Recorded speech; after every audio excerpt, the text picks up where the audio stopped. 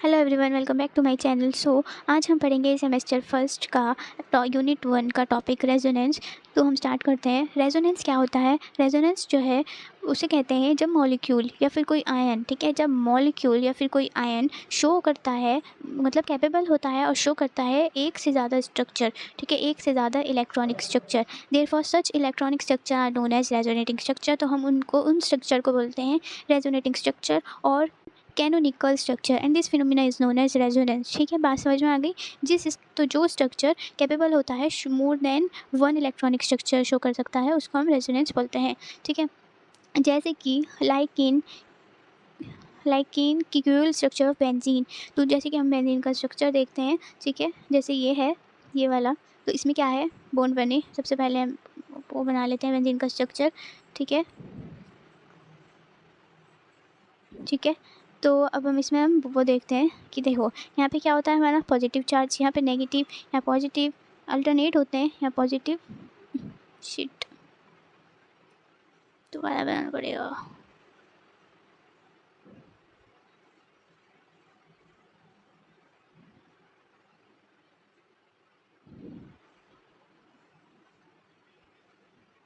तो हमें पता है यहाँ पे पॉजिटिव होता है, यहाँ पे नेगेटिव होता है। अपोजिट चार्जेस होते हैं, यहाँ पॉजिटिव, ठीक है, यहाँ नेगेटिव। तो देखिए हम क्या करेंगे, अब पॉजिटिव से इलेक्ट्रॉन जंप करेंगे, नेगेटिव की तरफ अट्रैक्ट होते हैं। ये पॉजिटिव अट्रैक्ट किससे होता है, नेगेटिव से। ठीक है, तो हम देखो यहाँ पे आएंगे, तो ये यहाँ पे आएंगे, यहाँ जंप करेंगे नेगेटिव चार्ज पे। उसके बाद जो नेगेटिव से, फिर उसके बाद यहाँ पॉजिटिव वाले फिर ये नेगेटिव पे जाएंगे। तो ऐसे ही ये पॉजिटिव वाले यहाँ नेगेटिव पे जाएंगे, तो ऐसे ये अट्रैक्ट करेंगे एक दूसरे को।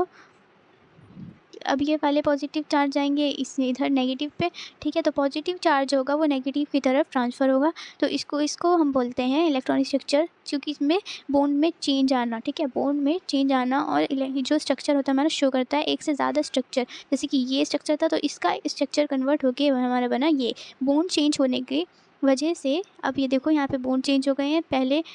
अभी हम दिखाते हैं आपको, देखो। तो अब क्या होगा, नेक्स्ट स्ट्रक्चर हमारा बना है।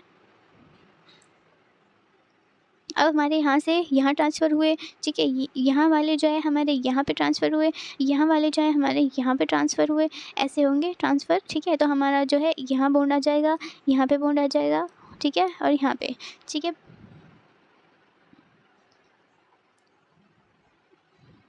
तो देखो बॉन्ड,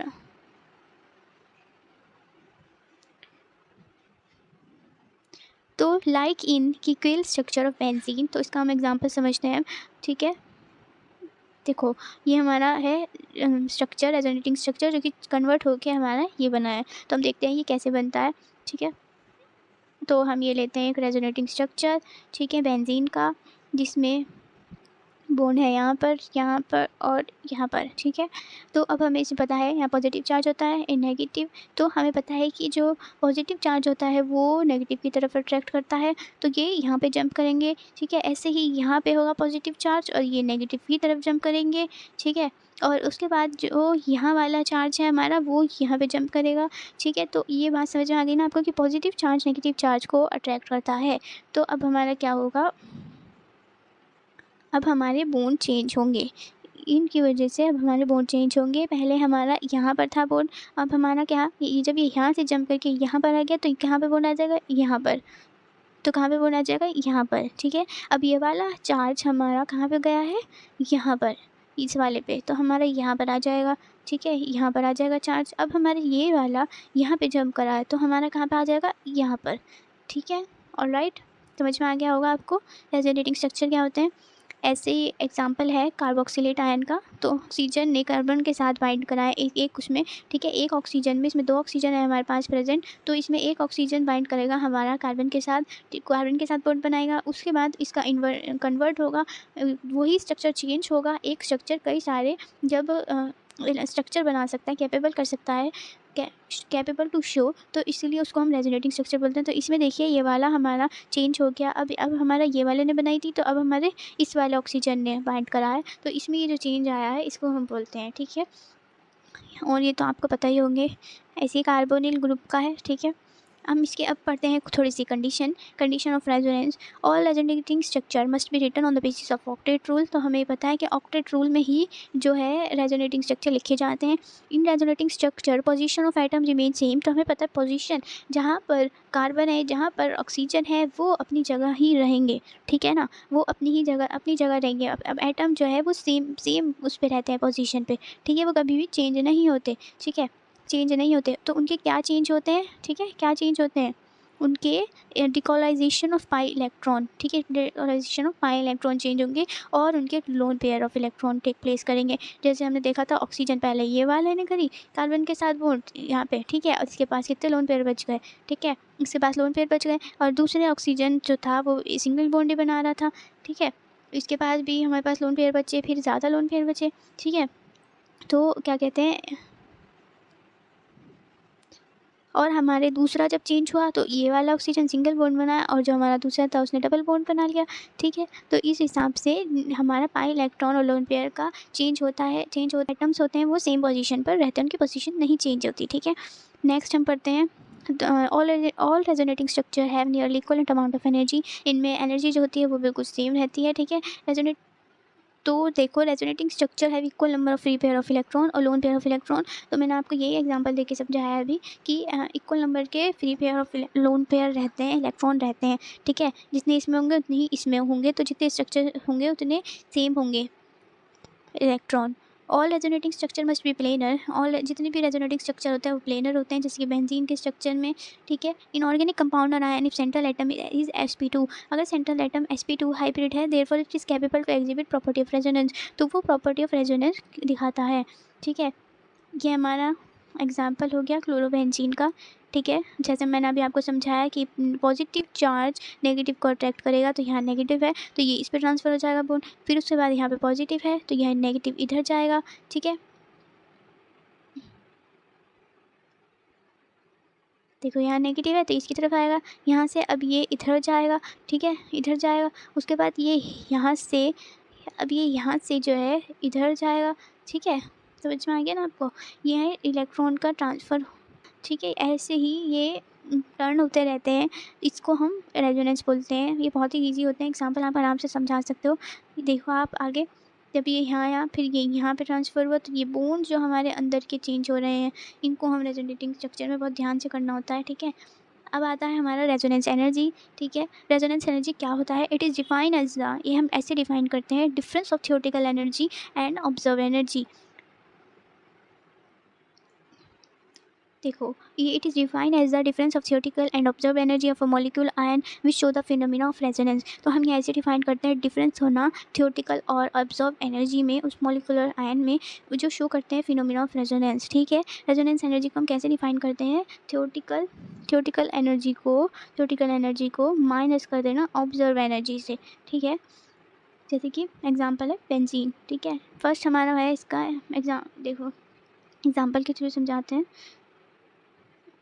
सबसे पहले हम लेंगे heat of hydrogenation of cyclohexane is 28.6, ठीक है। इसका ये कितना है, हमारा साइक्लोहेक्सेन का हाइड्रोनेशन 28.6। तो हमने ये पूरा इसका वो बनाया, ये हमारा साइक्लोहेक्सेन है, तो हमने इसमें क्या मिलाया, H2 मिलाया, हाइड्रोनेशन करनी है हमें, क्योंकि तो इसमें हमने H2 का कितना है, इसको हमने ये प्लस कर दिया। उसके बाद हमने बेंजीन का देखा, बेंजीन में हमने प्लस करा 3H2, तो उसको हमने 28.6 को 3 से इंटू कर दिया, ठीक है। ऑब्जर्व वैल्यू जो है हमारी हीट हाइड्रोनेशन की वो कितनी है, कितनी होती है ऑब्जर्व वैल्यू बेंजीन की, इतनी है, ठीक है। तो हम इसका अब निकालेंगे फॉर्मूले में रख कर, तो हमारे पास थियोरेटिकल एनर्जी हमारी कितनी आ गई है, ये है हमारी थियोरेटिकल, तो हम ये रखेंगे। ऑब्जर्व एनर्जी हमारे पास कितनी है 49.8, तो हम इसमें से इसको माइनस कर देंगे और हमारे पास वैल्यू आ जाएगी, ठीक है।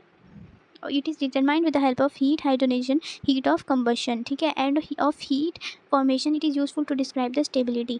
तो हमारी जो स्टेबिलिटी होती है, स्टेबिलिटी प्रोपोर्शनल होती है रेजोनेंस एनर्जी के, ठीक है, ये याद रखने वाली चीज़ है। नेक्स्ट हम पढ़ते हैं टाइप्स ऑफ रेजोनेंस। रेजोनेंस दो टाइप के होते हैं, आइसोवेलेंट रेजोनेंस और हेट्रोवेलेंट। आइसोवेलेंट में क्या होता है वो रेजोनेंस, आइसोवेलेंट में क्या होता है वो रेजोनेंस जिसमें कोवेलेंट बॉन्ड इक्वल नंबर के होते हैं, equivalent in all resonating structure. Covalent bond जो हमारे बन रहे हैं वो इक्वल उसमें बन रहे हैं बॉन्ड में, ठीक है।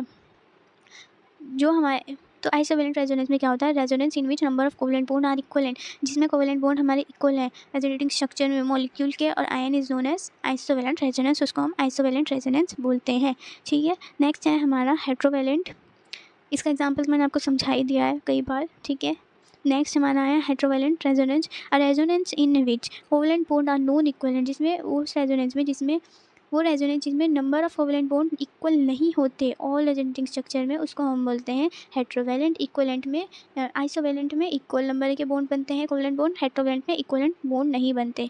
ठीक है, इसका एग्जांपल जैसे कि ये, तो इसमें क्या हो रहा है, इक्वल नंबर के बॉन्ड नहीं बन रहे, कभी कहीं पे कुछ चेंज हो रहा है, कभी कहीं पे कुछ, तो हम इसको बोलते हैं हेट्रोवेलेंट। ठीक है, एप्लीकेशन पढ़ते हैं रेजोनेंस एनर्जी की। The concept of resonance has very wide range of application in chemistry, some of its important application as follow.